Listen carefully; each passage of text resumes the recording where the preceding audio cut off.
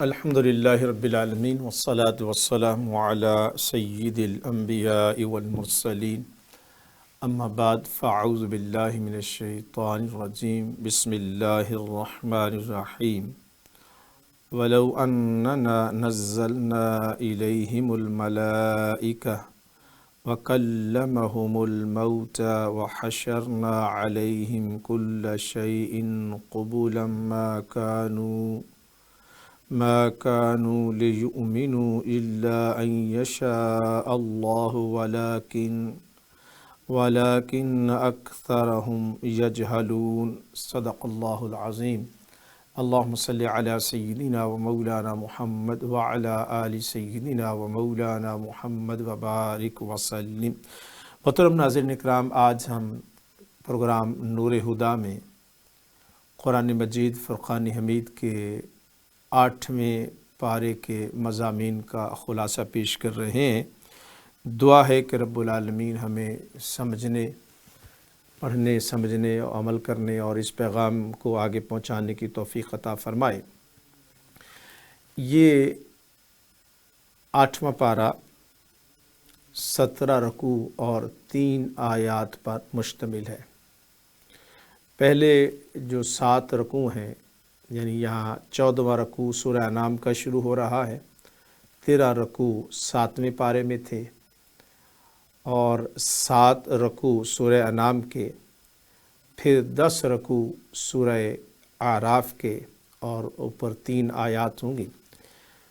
ہم ان مضامین کا خلاصہ یہاں بیان کر رہے ہیں۔ 8ویں پارے کا جو پہلا رکوع ہے، اس میں کفار کے جو بے جا مطالبات ہیں کہ ہمارے اوپر فرشتے نازل ہوتے، ہم مردوں سے کلام کرتے، تو رب العالمین فرما رہا ہے کہ اگر ہم ان پر آسمان سے فرشتے اتارتے اور ان سے مردے کلام کرتے اور ان کے سامنے ہر شے کو جمع بھی کر دیتے، تو یہ لوگ تب بھی ایمان لانے والے نہیں ہیں۔ اور جتنے بھی انبیاء کرام آئے تو فرمایا جا رہا ہے کہ ان کے دشمن ہوئے ہیں تاریخ میں، سرکش لوگ ہیں، اور پھر شیطان ان کی نگاہوں میں ان باتوں کو خوشنما بنا دیتا ہے اور یہ لوگ دھوکے میں پڑے ہوئے ہیں۔ اس کے بعد ناظرین کرام، انبیاء کرام کے مختلف نافرمانوں کا تذکرہ ہے، اور پھر آیت نمبر 114 میں واضح طور پر یہ بیان کیا گیا کہ اللہ پاک نے حضور اکرم صلی اللہ علیہ وآلہ وسلم پر قرآن مجید کو نازل کیا ہے، تو یہی حق ہے، اور اس میں ہر چیز کی تفصیل بیان کر دی گئی ہے قرآن مجید میں، اور جن کو ہم نے دی ہے کتاب وہ اچھی طرح جانتے ہیں کہ یہ قرآن اتارا گیا ہے آپ کی طرف حق کے ساتھ، تو اے قرآن سننے والے شک میں مبتلا نہ ہونا۔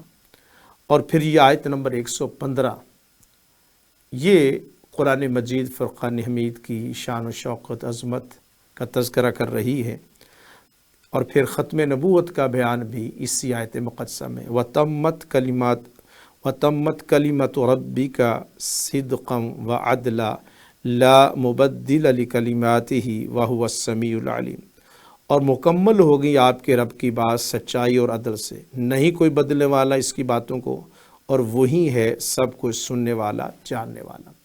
ناظرین کرام، یہ سورہ انعام کی 115 آیت ہے۔ یہ آیت مقدسہ واضح طور پر بیان کر رہی ہے کہ اللہ پاک نے جو احکامات انسانیت کو دینے تھے وہ دے دیے، دین مکمل ہو چکا ہے۔ ان الدین عند اللہ الاسلام الیوم اکملت لکم دینکم واتممت علیکم نعمتی ورضیت لکم الاسلام دینا۔ حضور اکرم صلی اللہ علیہ وآلہ وسلم کی تشریف آوری کے بعد اب کوئی اور پیغام، کوئی اور دعوی نبوت یہ ممکن ہی نہیں ہے۔ حضور علیہ الصلوۃ والسلام کے آنے پر اللہ پاک نے تمام باتیں کھول کھول کر بیان کر دی ہیں، تو اب کسی اور سے ہدایت لینے اور کسی اور کی طرف دیکھنے کی قطعاً ضرورت نہیں ہے۔ تو یہ جو نبوت ہے یہ اللہ تعالیٰ کی طرف سے ہے، اور اللہ تعالیٰ جسے چاہتا ہے وہ نبوت عطا فرماتا ہے۔ ایک اور بات بھی یہاں فرمائی گئی کہ مسلمانوں کو ہدایت فرمائی گئی ہے کہ جس حلال جانور کو اللہ کا نام لے کر ذبح کیا جائے اس کا گوشت کھاؤ، حرام جانوروں کا گوشت ہرگز نہ کھاؤ، جس پر اللہ کا نام لیا گیا ہے اس کو تم لوگ کھا سکتے ہو۔ کبھی مجبوری کی عالم میں جان بچانے کی خاطر اگر کوئی عمل کرنا پڑے تو وہ کیا جا سکتا ہے۔ اس کے بعد فرمایا گیا کہ جس طرح مردہ اور زندہ دونوں برابر نہیں ہو سکتے، اسی طرح سے آیت نمبر 122 سے یہ مضمون شروع ہو رہا ہے، اسی طرح سے وہ شخص جس کو ایمان ملا ہے، جس کو نور ملا ہے، جس کو معرفت ملی ہے، وہ بھی کافر کے برابر نہیں ہو سکتا۔ کفر میں اندھیروں میں بھٹکنے والے لوگ اور ایمان کی روشنی میں چلنے والے لوگ یہ دونوں برابر نہیں ہو سکتے، اور رب العالمین جن کو ایمان عطا فرماتا ہے وہ پھر رب العالمین فرما رہا ہے کہ وہ روشنی میں ہوتے ہیں، وہ روحانیت کی دنیا میں ہوتے ہیں، وہ سکون کی دنیا میں ہوتے ہیں، وہ کمال کی دنیا میں ہوتے ہیں۔ اس کے بعد ناظرین کرام، رب العالمین یہ رکوع نمبر 14 اور 15 کے مضامین، اور پھر جیسا میں نے عرض کیا کہ اللہ اعلم حیث یجعل رسالتہ، اللہ تعالیٰ بہتر جانتا ہے اس دل کو جہاں وہ رکھتا ہے اپنی رسالت کو۔ تو رب العالمین کا کام ہے کسی کو رسول بنانا، کسی کے ہاں رسالت کا کسی کو مقام دینا، یہ کسی اور کا مقام نہیں ہے۔ بعض جو نادان لوگ ہیں مختلف آیات مقدسہ سے کہ نبوت اب بھی جاری ہے اور اطاعت کرنے سے بھی نبی بن سکتا ہے، جی فلاں شخص نے حضور علیہ الصلوۃ والسلام کی بہت زیادہ اطاعت کی تو اس کو مقام نبوت مل گیا، تو قرآن مجید فرقان حمید اس کی نفی کر رہا ہے۔ پھر خوش نصیب شخص کا تذکرہ ہے کہ خوش نصیب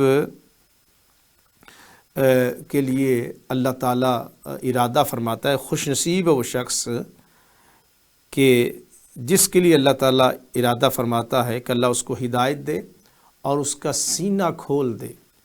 کس کے لیے سینہ کھول دے؟ للاسلام، اسلام کے لیے۔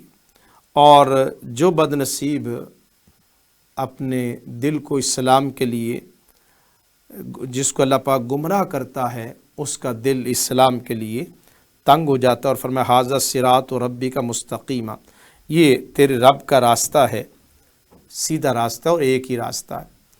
اس کے بعد قیامت کے دن کا بیان ہے کہ قیامت کے دن جو مجرم ہیں ان کو اکٹھا کیا جائے گا، اور جو گمراہ لوگ ہیں ان کو اکٹھا کیا جائے گا، اور پھر ان کو جہنم کی طرف، ان کا ٹھکانہ جو ہے وہ جہنم کی طرف ہوگا، اور پھر جو ظالم لوگ ہیں ان کو عذاب دیا جائے گا۔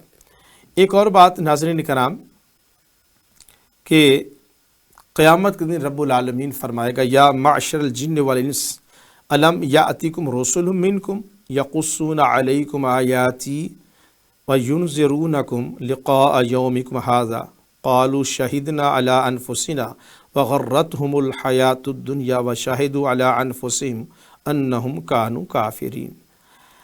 اے گروہ جنو انسان، کیا نہیں آئے تھے تمہارے پاس میرے رسول جو سناتے تھے تمہیں ہماری آیتیں اور ڈراتے تھے تمہیں تمہارے اس دن کی ملاقات سے؟ وہ کہیں گے کہ ہم گواہی دیتے ہیں اپنے خلاف، اور ہمیں دھوکے میں مبتلا کر دیا دنیا کی زندگی نے، دنیا کے جو مال و متاع ہے، دنیا کی محبت نے، دنیاوی منفعت نے انبیاء کرام کی پیروی کرنے کی بجائے ہمیں ان کے خلاف کر دیا۔ اللہ تعالیٰ فرماتا ہے کہ جن بستیوں میں ظلم ہوتا ہے رب العالمین ان بستیوں کو تباہ و برباد کر دیتا ہے ان کے ظلم کی وجہ سے، جبکہ رب العالمین تو وَرَبُّكَ الْغَنِيُّ ذُو الرَّحْمَةِ، اللہ تعالیٰ غنی بھی ہے اور اللہ تعالیٰ رحمت والا بھی ہے۔ اس کے بعد ناظرین کرام سورہ انعام کا 15واں رکوع جو ہے وہ بیان کیا جا رہا ہے۔ اس کے بعد جو 16واں رکوع ہے ابھی جو میں نے بیان کیا کہ اللہ تعالیٰ جو ہے وہ ان سے سوال کرے گا، اور اس کے بعد رب العالمین یہاں پر انسان کو اپنی نعمتوں کا تذکرہ فرما رہا ہے۔ ایک تو کچھ لوگ وہ ہیں جو اپنی اولادوں کو قتل کرتے ہیں، اور جن کو اللہ پاک نے حرام قرار نہیں دیا ان کو یہ حرام قرار دے دیتے ہیں، اور پھر اس کے بعد رب العالمین اپنی نعمتوں کا تذکرہ فرما رہا ہے کہ وہی ذات ہے جس نے پیدا کیے تمہارے لیے باغات، پھر ذرا پھلوں کو دیکھو کہ کچھ وہ ہیں جو چھپروں پر چڑھائے جاتے ہیں جیسے بیل ہیں، اور کچھ بغیر اس کے ہیں جیسے کھجور ہے، اور یہ اللہ فرماتا ہے کہ ان میں سے کھاؤ، اور اس میں سے عشر جو ہے حق غریبوں کا حق ہے وہ بھی اس میں۔ تو پھر اس کے بعد مویشیوں کا تذکرہ ہے کہ یہ بھی ہم نے آپ کے لیے نعمتیں عطا فرمائی ہیں، یہ ساری نعمتیں رب العالمین نے عطا فرمائی ہیں۔ اس کے بعد 18ویں رکوع میں رب العالمین نے جو جانور اللہ کے علاوہ کسی اور کے نام پہ ذبح کیا جائے اس کو حرام قرار دیا، اور اس کو رجس قرار دیا۔ خنزیر کے گوشت کو اللہ تعالیٰ نے رجس قرار دیا، اور جو مردار ہے اس کو قرار دیا، اور پھر فرمایا کہ کوئی اضطراری حالت آ جائے تو اپنی جان کو بچانے کی خاطر آپ جو ہے وہ لاچار ہو، مجبوری ہو تو پھر نافرمانی کچھ اپنی جان کو بچانے کے لیے وہ کھایا جا سکتا ہے۔ اس کے بعد ناظرین کرام 18ویں رکوع میں فرمایا کہ یہ ان کی سرکشی کی وجہ سے یہ لوگ سب گمراہ ہو گئے، اور ان کے پیچھے نہ چلنا، اللہ تعالیٰ نے حجت کو پورا کر دیا ہے۔ پھر 19ویں رکوع میں یہ اللہ تعالیٰ فرما رہا ہے قل، اے حبیب فرما دو، تعالوا اتل ما حرم ربکم علیکم، پڑھ کر سناؤ جو کچھ حرام کیا تمہارے رب نے۔ یہ جو 10 کمانڈمنٹس ہیں توراہ میں بھی اس کا تذکرہ ہے، تو یہاں 10 احکامات اللہ تعالیٰ نے بیان فرمائی ہیں۔ یہ احکامات پہلے بھی کتابوں میں موجود ہیں، ان کا تذکرہ رب العالمین 10 نکاتی جو ایجنڈا ہے اللہ تعالیٰ بیان فرما رہا ہے، جس پر ساری آسمانی جو شریعتیں ہیں، جو کتابیں ہیں وہ متفق ہیں۔ اس میں کیا چیزیں ہیں کہ اللہ تشرکوا بہ شیئا، کہ اللہ تعالیٰ کے ساتھ کسی کو شریک نہ ٹھہرانا۔ آپ جانتے ہیں، ہم نے پہلے بھی قرآن مجید سے بیان کیا کہ ان الشرک لظلم عظیم، کہ یہ جو شرک ہے یہ بہت بڑا ظلم ہے، اور بقیہ گناہ معاف ہو جائیں گے لیکن جو شرک ہے وہ اللہ تعالیٰ معاف نہیں فرمائے گا۔ پھر متصل فرمایا وبالوالدین احسانا، قرآن مجید میں جہاں رب العالمین نے اپنی توحید کا بیان کیا ہے ناظرین کرام، اس کے متصل رب العالمین نے والدین کا تذکرہ کیا، ان کے ساتھ اس نے سلوک کا حکم دیا۔ تو اس کا معنی یہ بنا کہ اللہ اور اس کے رسول صلی اللہ علیہ وآلہ وسلم کے بعد جن ہستیوں کا ہمارے اوپر حق ہے وہ والدین ہیں۔ اور اس کے بعد فرمایا کہ وَلَا تَقْتُلُوا أَوْلَادَكُمْ مِنْ إِمْلَاقٍ، اپنی اولاد کو مفلسی کی وجہ سے، غربت کی وجہ سے قتل نہ کرو۔ عرب والے ایک تو بیٹیوں کو دفن کر دیتے تھے، قتل کر دیتے تھے، اور اولاد کو بھی قتل کر دیتے تھے، تو اللہ تعالیٰ اس سے منع فرماتا ہے۔ اور آگے جو جملہ اللہ پاک نے فرمایا کہ نحن نرزقکم وإیاہم، کہ ہم تمہیں بھی رزق دیتے ہیں اور انہیں بھی۔ رزق دینے والا اللہ تعالیٰ ہے، مینجمنٹ کرنا یہ اور بات ہے، لیکن نیت اپنی یہی ہونی چاہیے کہ رزق اللہ تعالیٰ عطا فرماتا ہے اور اولاد کو قتل کرنے سے اللہ تعالیٰ منع فرمایا۔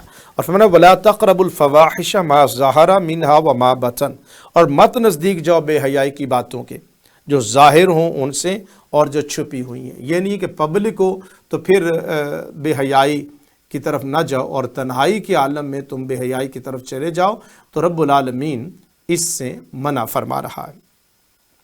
اور آگے فرمایا وَلَا تَقْتُلُوا النَّفْسَ الَّتِي حَرَّمَ اللَّهُ إِلَّا بِالْحَقِّ، اور نہ قتل کرو اس جان کو جسے حرام کر دیا اللہ نے سوائے حق کے۔ ہاں کوئی مجرم ہے، پنشمنٹ ہے، وہ جدا معاملہ ہے، لیکن کسی انسان کا قتل قرآن مجید نے سورہ مائدہ میں فرمایا کہ ایک انسان کا قتل گویا کہ پوری انسانیت کا قتل ہے، اور فرمایا ذالکم وصاکم بہ لعلکم تعقلون، یہ ہے وہ باتیں حکم دیا ہے تمہیں اللہ نے جن کا تاکہ تم حقیقت کو سمجھو۔ پھر اس کے بعد فرمایا وَلَا تَقْرَبُوا مَالَ الْيَتِيمِ إِلَّا بِالَّتِي هِيَ أَحْسَنُ حَتَّى يَبْلُغَ أَشُدَّهُ، مال تو کسی کا کھانا بھی برا ہے، لیکن یہاں بطور خاص یتیم کا تذکرہ کیا کہ بدترین مال جو یتیم کا کھانا ہے یہ بدترین مال ہے۔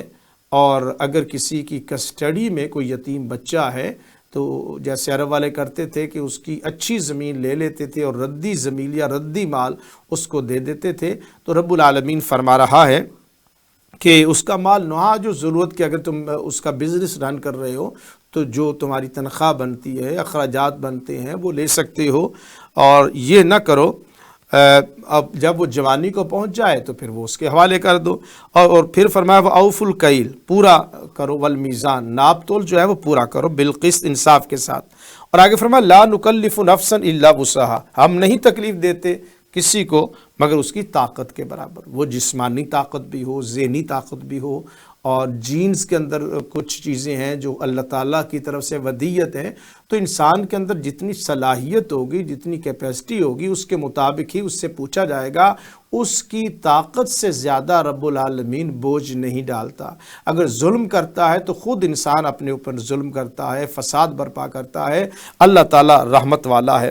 اور آگے فرمایا کہ وَإِذَا قُلْتُمْ فَعْدِلُوا وَلَوْ كَانَ ذَا قُرْبَى، جب کبھی بات کہو تو انصاف کی بات کہو، اگر تمہارا رشتہ دار ہی کیوں نہ ہو، پنچایت لگی ہو، رشتہ دار ہو، اور تمہیں پتہ ہے کہ یہ غلطی پر ہے، تو رب العالمین فرما رہا ہے کہ سچی بات کرنا، حق کو مت چھپانا۔ اور آگے کیا فرمایا وَبِعَهْدِ اللَّهِ أَوْفُوا، اور اللہ سے کیے ہوئے وعدے کو پورا کرنا۔ وعدہ تو انسان سے بھی کیا ہو تو اس کو بھی پورا کیا جاتا ہے، لیکن یہ بطور خاص کیونکہ اللہ تعالیٰ خالق ہے، مالک ہے، تو سب سے بہتر جو وعدہ ہے وہ اللہ تعالیٰ سے تم نے کیا ہوا، الستو بربکم، یہ بھی ایک وعدہ، یہ بھی ایک میثاق ہے۔ تو اللہ تعالیٰ سے جو تم وعدہ کرتے ہو اس وعدے کو پورا کیا کرو۔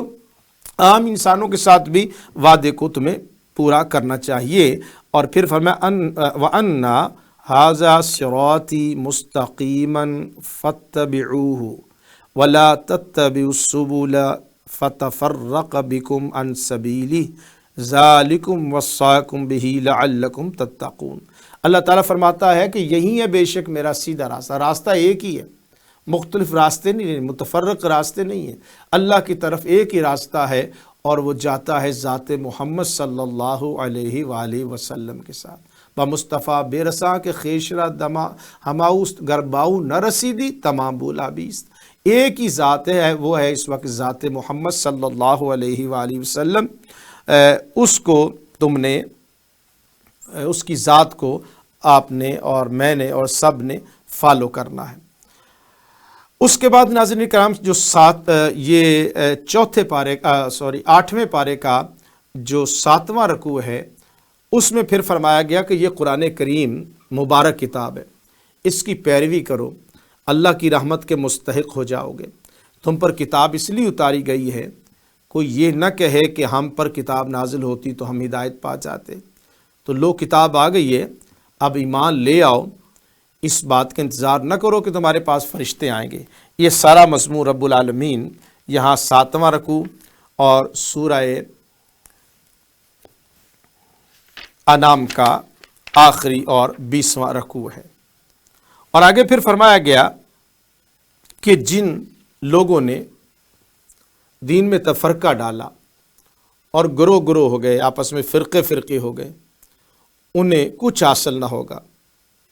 اور پھر فرمایا کہ جو نیک عمل کرے، اللہ تعالیٰ من جاء بالحسنۃ فلہ عشر امثالھا ومن جاء بالسیئۃ فلا یجزی الا مثلھا وہم لا یظلمون۔ سبحان اللہ۔ اللہ تعالیٰ فرما رہا ہے کہ جس نے ایک نیکی کی اس کو ہم اس نیکی کو 10 تک بڑھا دیں گے، بلکہ سورہ بقرہ میں فرمایا کہ 700 تک دیں گے، اور بعض مقام پر فرمایا کہ بے حساب عطا فرمائیں گے۔ لیکن اگر کسی نے برائی کی ہوگی تو اس کو اس کا ہی بدلہ ملے گا، اس کو بڑھایا نہیں جائے گا۔ جی اللہ تعالیٰ کی رحمت ہے، اللہ کا فضل ہے۔ اور پھر فرمایا قل اننی ہدانی ربی الی صراط مستقیم۔ آگے فرمایا گیا کہ بے شک مجھے پہنچا دیا میرے رب نے سیدھی راہ تک، دینن قیمن ملت ابراہیم حنیفہ وما کان من المشرکین۔ جیسا میں نے پہلے بھی عرض کیا کہ دین ایک ہی ہے، اور وہ دین کیا ہے؟ دین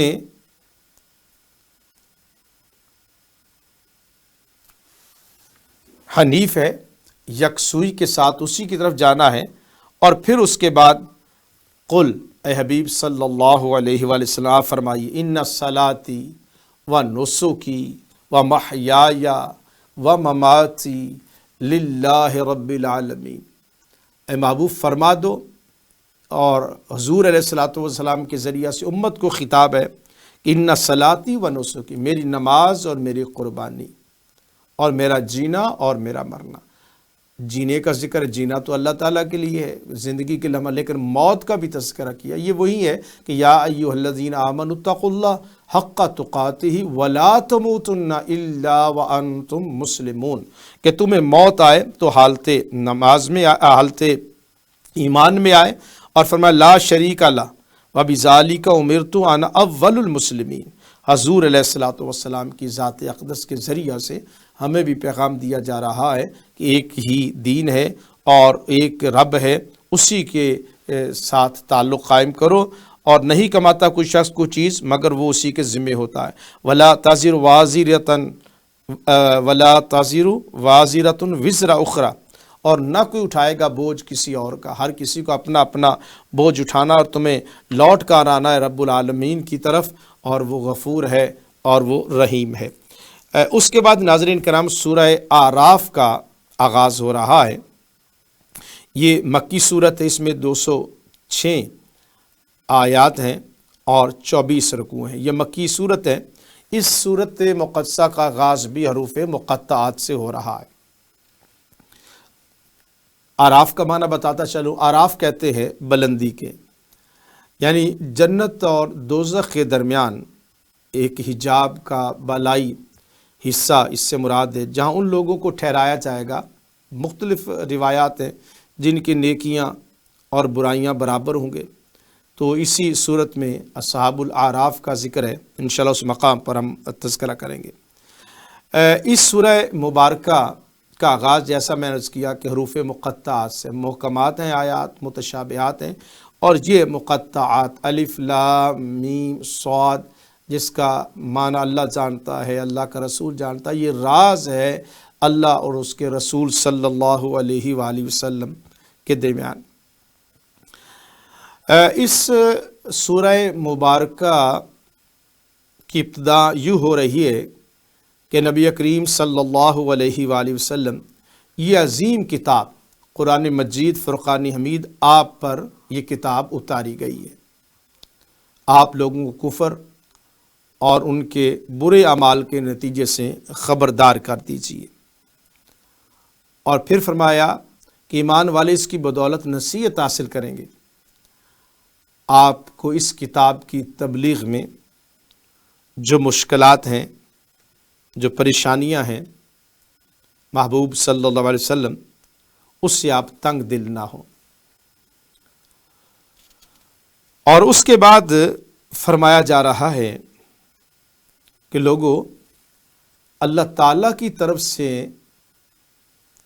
جو ہدایت تمہارے پاس پہنچی ہے اس کی پیروی کرو، اور اللہ کے بتائے ہوئے طریقے کو چھوڑ کر جو تمہارے من گھڑت مددگار ہیں، جن کی تم پوجا کرتے ہو، جن کو تم نے خدا بنا رکھا ہے، ان کی پیروی مت کرو، ان کے پیچھے مت لگو۔ دیکھو کتنی بستیاں تھیں جنہوں نے ظلم کیا، برے کام کیے، اور ہم نے ان کو صف ہستی سے مٹا دیا۔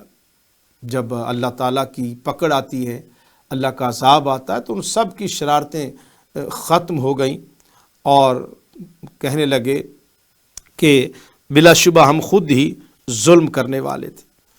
تو جن کے اعمال بھاری ہوں گے وہ کامیاب ہوں گے، اور جن کے اعمال ہلکے ہوں گے وہ ظالم لوگ ہیں، وہ گھاٹے میں ہوں گے، وہ خسارے میں ہوں گے۔ اس کے بعد ناظرین کرام سورہ اعراف کے دوسرے رکوع میں رب العالمین فرما رہا ہے کہ وَلَقَدْ خَلَقْنَاكُمْ ثُمَّ صَوَّرْنَاكُمْ، کہ انسانوں ہم نے تمہیں تخلیق کیا اور پھر خاص شکل اور صورت عطا فرمائی، پھر فرشتوں سے کہا کہ آدم علیہ السلام کو سجدہ کرو، سب نے سجدہ کیا سوائے ابلیس کے، اور ابلیس کا جو متکبرانہ انداز تھا، قال انا خیر منہ، اللہ کے نبی کا ادب نہیں کیا، احترام نہیں کیا، اور کہا کہ میں آدم علیہ السلام سے بہتر ہوں۔ تو اللہ تعالیٰ کو اپنے نبی بڑے پیارے ہوتے ہیں، ان کی عظمت، ان کی شان۔ خلقتنی من نار و خلقتہ من طین، شیطان کہہ رہا ہے کہ مجھے آپ نے آگ سے پیدا کیا اور آدم علیہ السلام کو مٹی سے پیدا کیا، تو میرے لیے میں برتر ہوں، تو میں اپنے سے کم تر کو معاذ اللہ سجدہ کیسے کروں؟ حالانکہ اس بے وقوف کو یہ سمجھنا چاہیے تھا کہ دراصل حکم تو اللہ تعالیٰ کی، عبادت اپنی مرضی کا نام نہیں ہے، عبادت اللہ تعالیٰ کی رضا کا نام ہے۔ اللہ پاک نے اس پر کہا کہ نکل جا، اب تو ذلیلوں میں سے ہے۔ اب اس نے مہلت مانگی اور کہا کہ میں تیرے بندوں کو گمراہ کروں گا، آگے سے بھی حملہ کروں گا، پیچھے سے بھی حملہ کروں گا، دائیں سے بھی حملہ کروں گا، بائیں سے بھی حملہ کروں گا۔ رب العالمین نے کہا کہ یہاں سے نکل جاؤ۔ پھر آدم علیہ السلام اور اماں حوا کو فرمایا کہ تم زمین پر، اماں حوا کو فرمایا کہ جنت میں رہو، لیکن اس درخت کے قریب نہیں جانا، اس دانے کو نہیں کھانا۔ یہ دراصل ایک امتحان اور آزمائش تھا، اور اس میں حکمت بھی یہ تھی کہ ان کو زمین پر بھیجنا تھا۔ جب زمین میں بھیجنا تھا تو ایک حکمت تھی، اور شیطان نے پھر قسم اٹھائی اماں حوا کے سامنے بھی اور آدم علیہ، یہ قرآن مجید کے الفاظ میں، وَقَاسَمَهُمَا إِنِّي لَكُمَا لَمِنَ النَّاصِحِينَ۔ اب اس نے قسم اٹھائی، چونکہ اللہ تعالیٰ کا جلوہ نظر آتا تھا کہ اگر تم یہ دانہ کھا لو گے تو ہمیشہ ہمیشہ رہو گے، تو اللہ کی محبت میں شیطان کے قسم اٹھانے پر آدم علیہ السلام نے وہ دانہ کھایا، تو پھر وہ حکم ہوا کہ میں نے تمہیں منع کیا تھا۔ اب وہ دعا مانگتے ہیں، دونوں دعا مانگتے ہیں، اماں حوا بھی اور سیدنا آدم علیہ السلام بھی، ربنا ظلمنا انفسنا وان لم تغفر لنا وترحمنا لنکونن من الخاسرین۔ پھر فرمایا کہ تم زمین پر اتر جاؤ، تمہارے لیے ایک خاص مدت ہے، وہاں تک تم نے رہنا ہے، اور متاع حیات بھی وہاں پر موجود ہے، اور تم وہیں پر زندہ رہو گے، اور اسی میں موت آئے گی، اور اسی سے تم نکالے جاؤ گے۔ یہاں پر ناظرین کرام جو منکرین ختم نبوت ہیں، وہ یہاں سے اجرائے نبوت سے مراد یہ ہے کہ نبوت جاری ہے، وہ ان آیات مقدسہ سے اور آیت نمبر 35 سے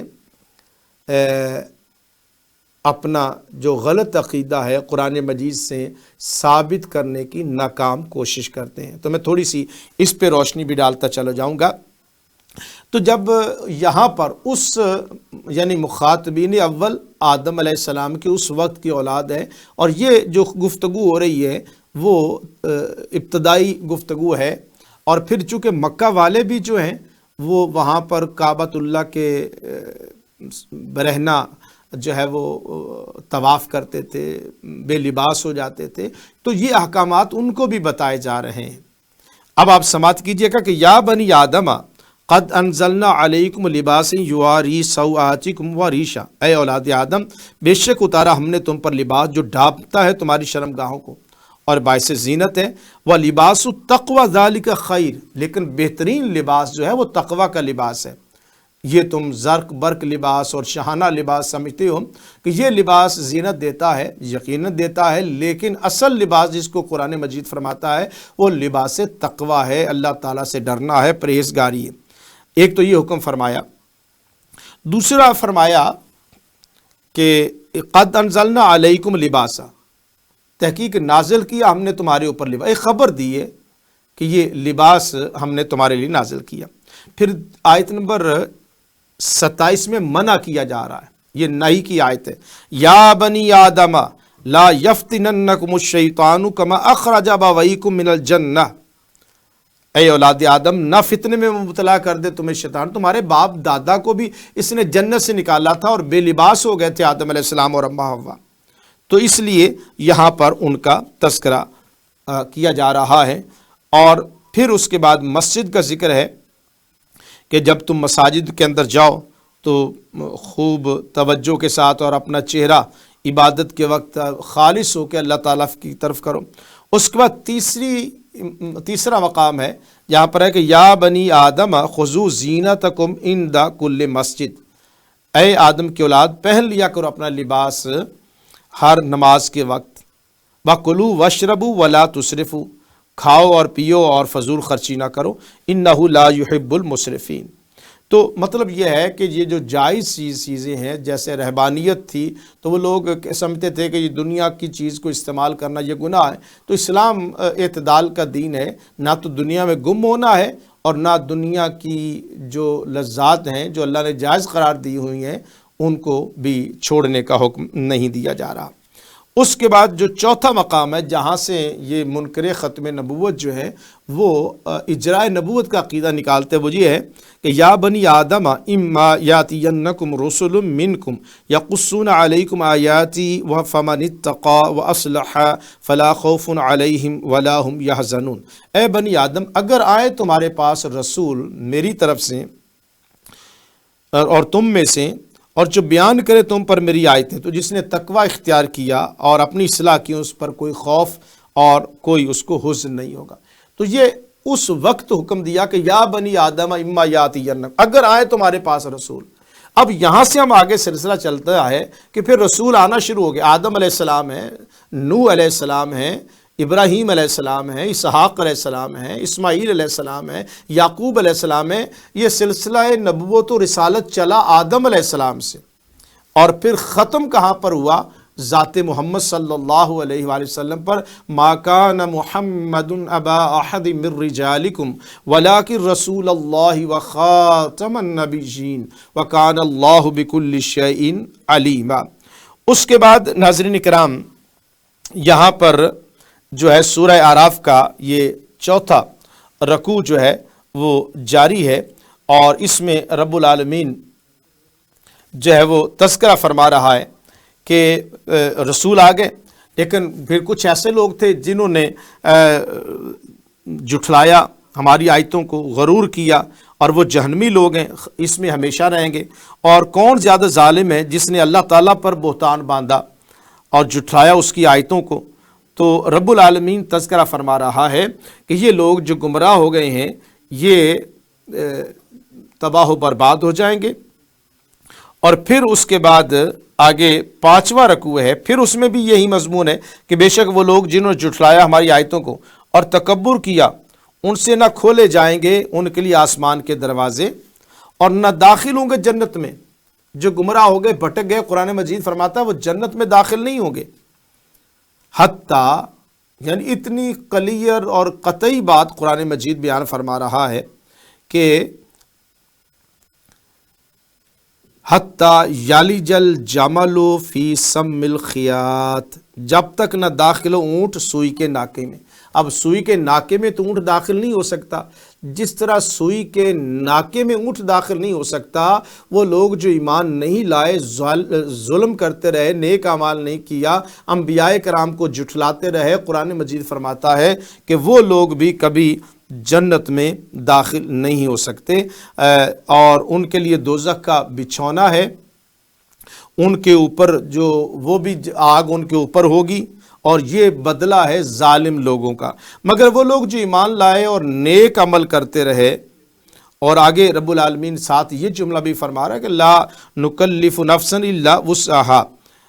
یہ جو لوگ سمجھتے ہیں کہ اسلام پر عمل کرنا بہت مشکل ہے، اللہ تعالیٰ فرماتا ہے میں کسی کی استطاعت سے بڑھ کر کسی کے اوپر بوجھ نہیں ڈالتا. اولئک اصحاب الجنہ، اللہ تعالیٰ فرماتا ہے کہ یہ جنتی لوگ ہیں اور ہم فیہا خالدون، اور ہمیشہ ہمیشہ کے لیے یہ جنت میں رہ گے. اب یہاں پر ناظرین کرام قرآن مجید فرقان حمید میں دو مقام پر ہے. ایک یہ سورہ اعراف میں ہے کہ جب جنتی جنت میں داخل ہوں گے. اگر کوئی آج کے دور میں پوچھے کہ جنتی کی علامت کیا ہے تو یہ آیت نمبر 43 یہ جنتی کی علامت ہے.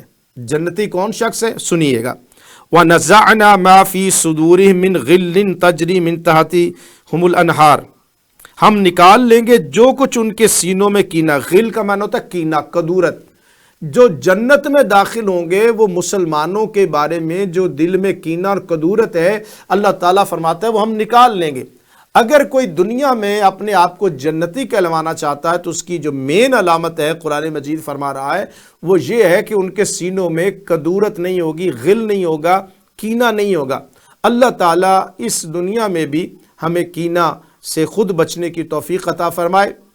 اور حتیٰ کہ شب قدر میں بخشش ہوتی ہے لیکن کینہ رکھنے والے شخص کی بخشش اس وقت بھی نہیں ہوگی. اب یہ لوگ جب جنت میں داخل ہو رہے ہوں گے ناظرین اکرام تو قرآن مجید نے ان کی دعا کو یہاں پر نقل کیا. وَقَالُوا الْحَمْدُ لِلَّهِ الَّذِي هَدَانَا لِهَذَا، کہیں گے ساری تعریفیں اللہ کے لیے جس نے ہمیں راہ دکھائی ہے.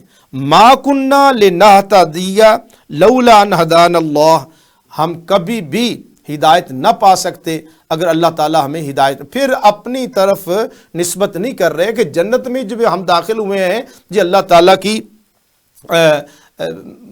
فضل ہے، اللہ تعالیٰ کی رحمت ہے جو ہمیں یہاں تک پہنچے ہیں. اللہ تعالیٰ فرماتا ہے اور بے شک آئے ہمارے رب کے رسول حق کے ساتھ، یعنی اس وقت یہ بھی گواہی دیں گے کہ رسول جو ہے وہ حق کے ساتھ آئیں گے. اور اس موقع پر نادا اصحاب الجنت اصحاب النار، آواز دیں گے جنتی لوگ جہنمی لوگوں کو. یہاں پر اصحاب الجنہ، اصحاب النار اور اصحاب الاعراف یہ تین گروہ ہیں، ان کا تذکرہ کیا جا رہا ہے. اب یہ 12واں رکوع ہے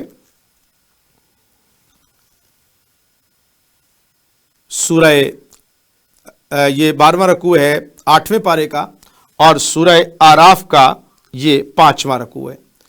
اس میں رب العالمین، پہلے آپ نے سنا کہ اصحاب جنت کا ذکر ہے، اصحاب نار جہنمیوں کا تذکرہ ہے. اس میں جیسا کہ میں نے عرض کیا کہ ایک روایت کے مطابق جن کی نیکیاں اور بدیاں برابر ہوں گی وہ اس مقام پر ہوں گے.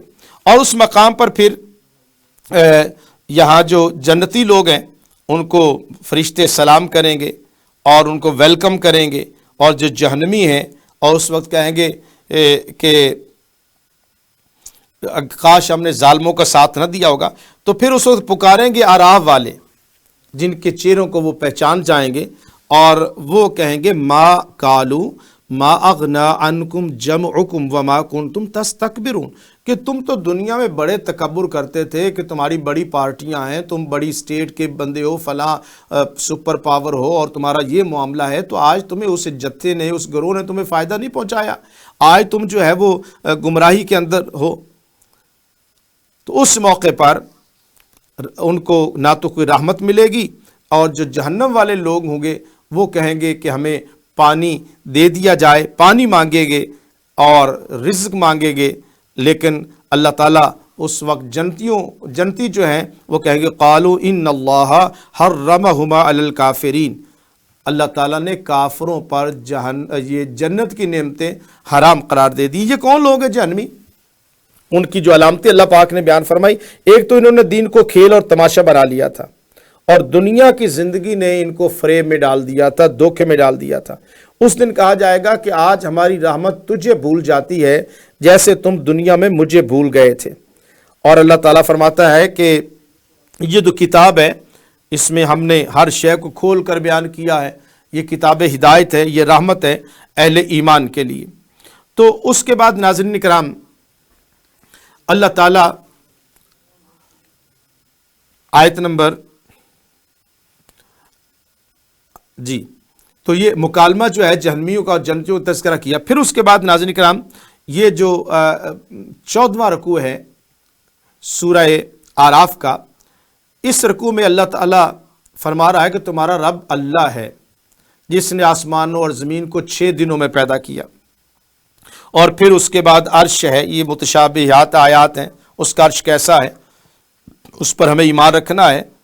اور پھر اللہ تعالیٰ فرما رہا ہے کہ میری بارگاہ میں دعا کرو گڑ گڑا کر، اللہ تعالیٰ سے دعا مانگو خوف سے اور امید سے، اور زمین میں فساد برپا نہ کرو، بے شک اللہ کی رحمت احسان کرنے والوں کے قریب ہے۔ اللہ تعالیٰ باران رحمت کے ذریعہ سے مردہ زمین کو زندہ فرماتا ہے۔ آنے واحد میں آپ نے دیکھا ہوگا مردہ زمینیں زندہ ہو جاتی ہیں، اسی طرح اللہ تعالیٰ مردہ دلوں کو بھی زندہ کرتا ہے۔ پھر فرمایا کہ پاکیزہ اور خبیث ناقص زمین کی مثال دی۔ جو زمین اچھی ہوتی ہے وہ اپنے رب کے حکم سے خوب پھل دیتی ہے، اور جو زمین خراب ہوتی ہے اس میں ناقص پیداوار ہوتی ہے، پیداوار اس میں اچھی نہیں ہوتی۔ اور جو عمدہ زمین ہے اس میں پانی لگایا جاتا ہے تو اس میں پودے پھل پھول وغیرہ اگتے ہیں۔ اور مومن کے دل پر بھی جب قرآنی انوار و تجلیات کی بارش ہوتی ہے تو مومن کو بھی اس سے نفع پہنچتا ہے، ایمان لاتا ہے، عبادت کرتا ہے، طاعت کرتا ہے، اور پھر اس پر پھل پھول لگتے ہیں۔ کافر کی مثال ایسی ہے جیسے خراب ناقص زمین جو بارش بھی اس کو نفع نہیں دیتی، تو ایسے ہی کافر کو قرآن مجید نفع نہیں دیتا۔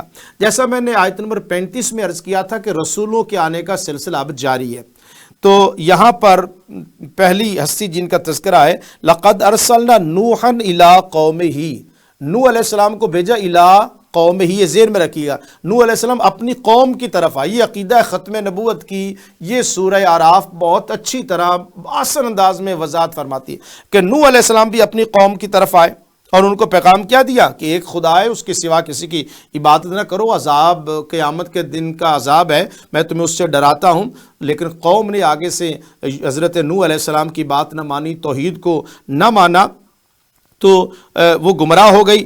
اور پھر رب العالمین نے حضرت نوح علیہ السلام کے جو ساتھی تھے، جو ان کے ساتھ تھے، قرآن مجید فرماتا ہے فَكَذَّبُوهُ، انہوں نے نوح علیہ السلام کو جھلایا، فَأَنجَيْنَاهُ وَالَّذِينَ مَعَهُ فِي الْفُلْكِ، کشتی تیار ہوئی اور کشتی میں نوح علیہ السلام کے ساتھی جو تھے وہ بچ گئے۔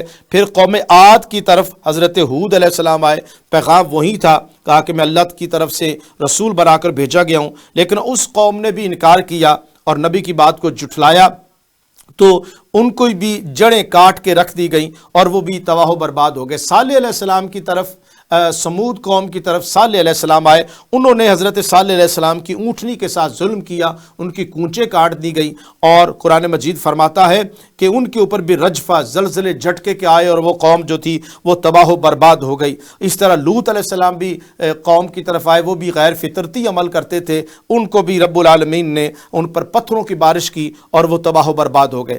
اب یہاں پر 8واں پارہ اختتام کی طرف جا رہا ہے، وَإِلَىٰ مَدْيَنَ أَخَاهُمْ شُعَيْبًا، اور شعیب علیہ السلام مدین کی طرف، یہ جارڈن کے اندر جو ہے وہ علاقہ ہے، ان کی طرف آئے، اور حضرت شعیب علیہ السلام قوم کو کہتے تھے کہ پورا تولو، بزنس کرنا ہے تو ایمانداری کے ساتھ، وہ کہتے اس طرح تو ہم بھوکے مر جائیں گے۔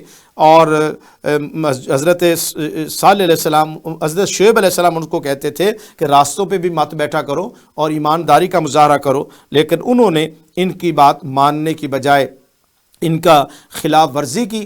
بقیہ انشاءاللہ مضمون جو ہے آگے چل رہا ہے۔ جو قوم کے سردار تھے انہوں نے تکبر کیا اور شعیب علیہ السلام سے کہا کہ ہم تمہیں یہاں بستی سے نکال دیں گے، تو انشاءاللہ یہاں پہ 9واں پارہ پھر شروع ہوگا۔ اگلی نشست میں انشاءاللہ تعالی ہم 9ویں پارے کے مضامین کا خلاصہ پیش کریں گے۔ رب العالمین قرآن مجید پڑھنے اور اس پر عمل پیرا ہو کر کائنات میں روشنی پھیلانے کی اللہ تعالیٰ توفیق عطا فرمائے۔ اجازت چاہتا ہوں، اگلی نشست میں انشاءاللہ 9ویں پارے کے مضامین کے خلاصہ کے ساتھ دوبارہ حاضر خدمت ہوں گے، اور وہ سورہ اعراف بھی ہم ختم نبوت کا بیان انشاءاللہ تعالیٰ بڑے سری انداز میں کریں گے۔